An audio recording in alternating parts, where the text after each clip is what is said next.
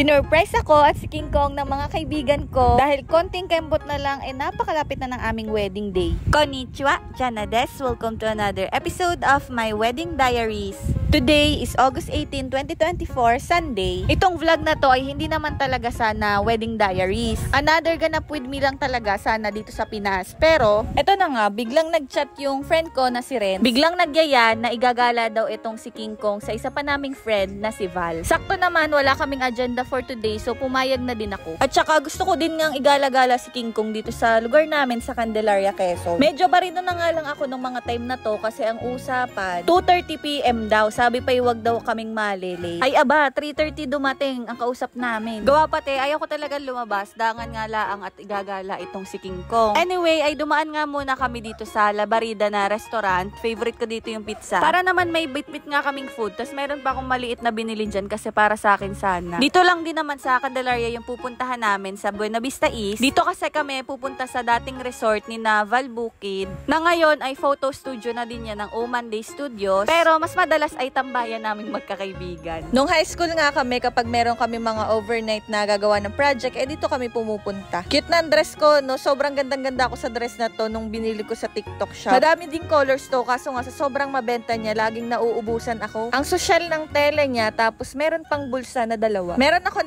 etong red at saka yung mauve pink. At kung gusto nyo din bumili, nandun lang sa yellow basket ko sa video na to sa TikTok. Dumating kami dito magfo-4 na. Dito talaga yung pinto, pero nung kumakato kami, sabi dun daw sa kabila. Sabi ko pa dito, hala parang may mga tao. Sa isip ko naman, baka kako may client siya, may photoshoot pa kasi nga studio na ito. Kaya di pa rin ako nakaramdam. Sumunod lang nga ako dito kasi dito daw dumaan. Si King Kong naman nakasunod lang sa amin kasi nga sabi ko magva-vlog ako eh. Eto na nga yung pool na dati namin pinagsiswimmingan pero ngayon ay abandonado na. Natatanaw ko na nga na parang may mga tao pero ang dami ko kasing bit-bit.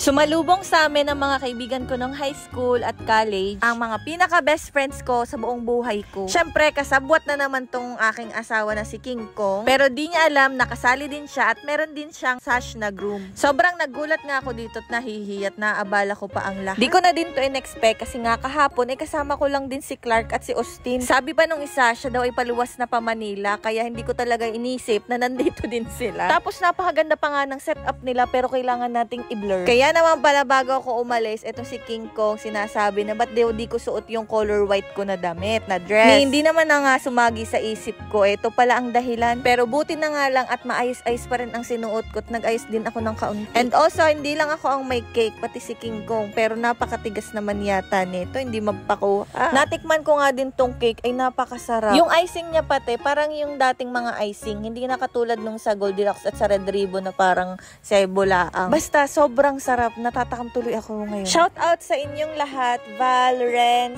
Ana, Amil, Mia Ngo and Robin, Mia and Kurt, Clark, Austin and Jilden, Oscar at ang aking inaanak na si Amari. First time din nila halos lahat makilala itong si King Kong kasi nga nung last time na punta niya dito sa Candelaria nung mag-isa lang siya ay si Renz lang yung kanyang na-meet kasi 3 days lang siya noon. Bihirang-bihira na nga lang talaga kaming magkita-kita pero ngayon ay level up na ang mga foods. Madami-dami na. Hindi na pwedeng basta-bastahin at maeedad na. Char. Special thanks to Clark and Austin na kahit college friends ko sila, nakikisalamuha sila sa mga high school friends ko. Syempre, after ng kainan, ayan na agad, nagtikila na. Vlog-vlog na lang ako dito at water-water kasi nga bawal naman sa mami at I quit na. Char. Sobrang tagal na nga namin magkakaibigan kasi since high school, kami na magkakasama. Nasa almost 16 years na nga. Yung iba may anak na, yung iba may asawa na, yung iba single pa rin. Di ko na lang sasabihin kung sino, hulaan nyo. Ito pala si Amari, inaanak ko, na anak ni Ana, aking best friend. Pagkatapos magkainan, nag-games na agad. Charades, pero SPG edition. Wala na nga akong ginawa dito, kundi tumawa ng tumawa. Alog-alog tuloy si baby sa tiyan ko. Finger! Ano, baby? Dami-dami? Ano? Orgasm! Pinoy!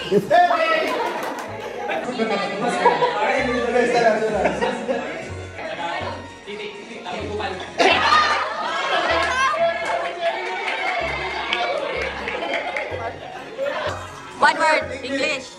Helicopter!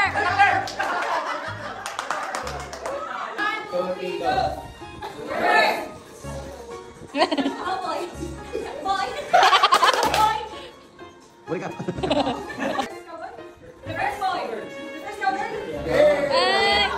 After nga ng games na nagpaalam na nga itong si Austin at si Clark kasi uuna na daw sila at kasi nga may trabaho pa sila. Thank you so much talaga kasi laging naglalaan sila ng oras para sa amin para kitain. Next naman na game ay ang Pinoy Henyo SPG edition pa rin.